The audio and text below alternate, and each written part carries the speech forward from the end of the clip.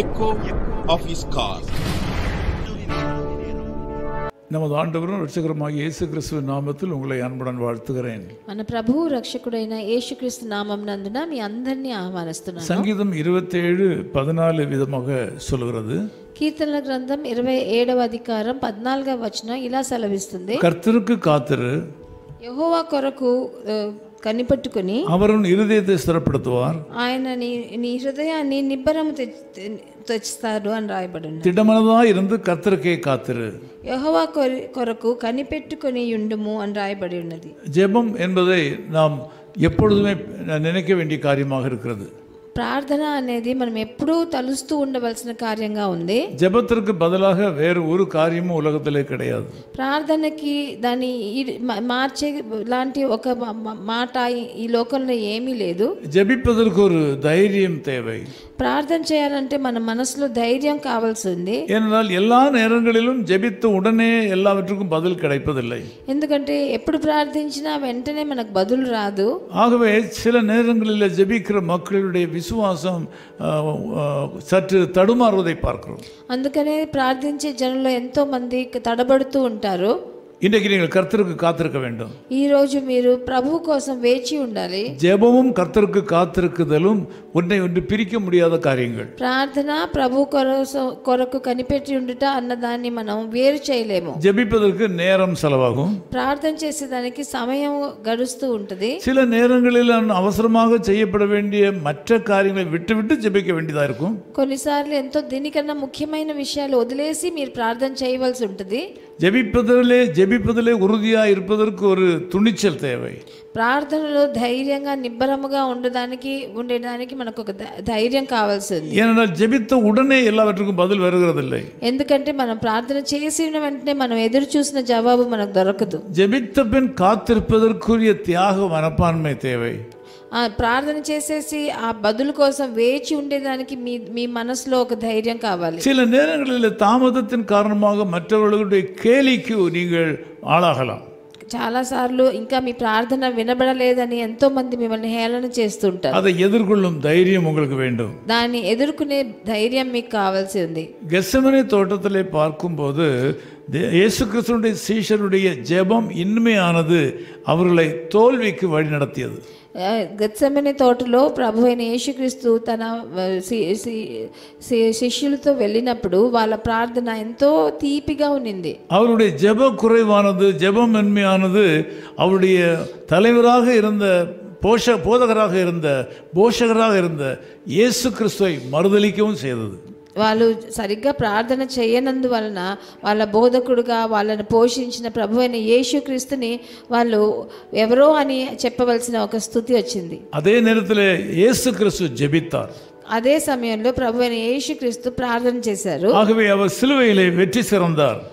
కానీ అప్పుడు శిలువ మరణం దాకా తను హెచ్చింపబడ్డాడు. ஜெபித்து பல காலமாகியும் நினைத்த காரியம் நடக்காதனால நீங்கள் சந்தேகப்படாதீர்கள்.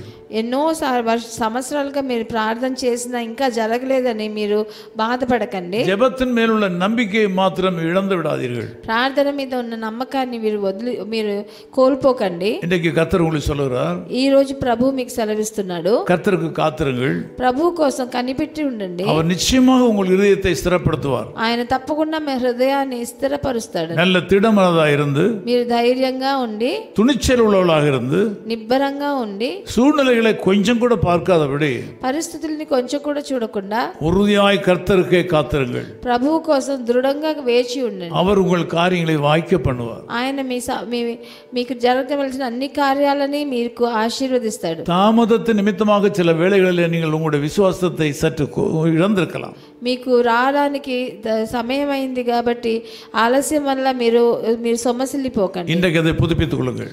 మీ విశ్వాసాన్ని మీరు కొత్తది చేసుకోండి. விசுவாச கோட்டைக்குள் வாருங்கள். మీరు విశ్వాసం అన్న ఒక కోటలోకి రండి. விசுவாசம் உங்களை காக்கும். మీ విశ్వాసం మిమ్మల్ని కాపాడుతుంది. கர்த்தருக்கு காத்திருங்கள். ప్రభు కోసం వేచి ఉండండి. இவ்வளவு நாளும் காத்திருந்தீர்கள் அல்லவா? ఇన్ని రోజులు వేచి ఉన్నారు కదా. இன்னும் கொஞ்சம் காத்திருங்கள். ఇంకా కొంచెం రోజు మీరు వేచి ఉండండి. அந்த அற்புதம் இன்றைக்கே ஆரம்பிக்கும். ఆ అద్భుతం ఈ రోజే ప్రారంభిస్తుంది. இன்றைக்கு கூட உங்கள் வாழ்க்கையில் ஆண்டவர் அதிசயத்தை செய்வார். ఈ రోజు కూడా ప్రభు మీ జీవితంలో ఒక పెద్ద అద్భుతాన్ని చేయవచ్చు. ஜெபிக்கலாம். ప్రార్థన చేద్దాం. அன்பின் பிதாவே உமக்கு நன்றி செலுத்துகிறோம். ప్రియ తండ్రి మీకు వందనాలు స్తుతులు. நீண்ட காலம் ஜெபித்ததனாலே நினைந்த காரியங்கள் நடக்காதனாலே களைத்து போயிருக்கிற அந்த மக்களை நீர் பாரும். ఎన్నో సంవత్సరాలుగా ప్రార్థన చేసి వాళ్ళు ఎంతో సొమ్మసిల్లిపోయారు తండ్రి. ఇలాంటి మా జనులను మీరు చూడవలసిందిగా కోరుకుంటున్నాను. ஜெபத்திலே உறுதியா இருக்கக்கூடிய தைரியசாலிகளாக இவளை மாற்றும். ప్రార్థనలో ధైర్యంగా ఉండే ధైర్యశాలులుగా వీళ్ళని మార్చండి. தாங்கள் கேட்ட காரியங்கள் வருகிறது வரையிலும் ஜெபத்தில் உறுதியாக இருக்க வேண்டிய கிருபையை தாரும். వాళ్ళు దేనికోసం వేడుకుంటున్నారో అది వాళ్ళకి దొరికేదాకా ప్రార్థనలో వేచి ఉండి కనిపెట్టుకొని ఉండే మనుషులుగా వాళ్ళని మార్చండి. இந்த நாள் இந்த மக்களுக்கு ஆசீர்வாதமாக இருப்பதாக.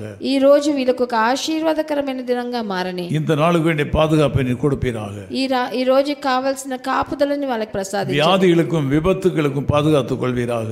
అనారోగ్యానికి ఆపత్తులకి వాళ్ళని కాపాడుకోండి. యేసుక్రీస్తువిன் నామத்தில் ஜெபிக்கிறோம் பிதாவே. ప్రభువైన యేసుక్రీస్తు నామమున వేడుకుంటున్నాం తండ్రి. ఆమేన్.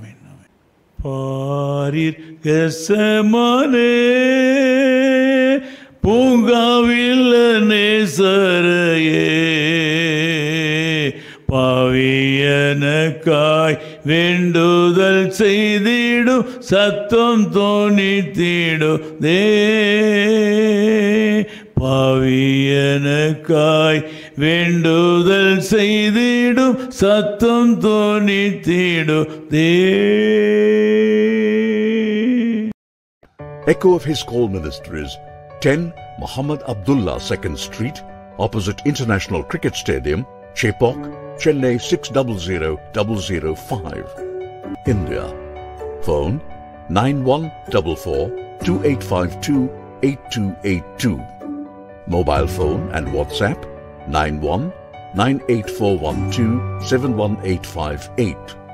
Email sam@echoofhiscall.org. Website www.echoofhiscall.org. God bless you.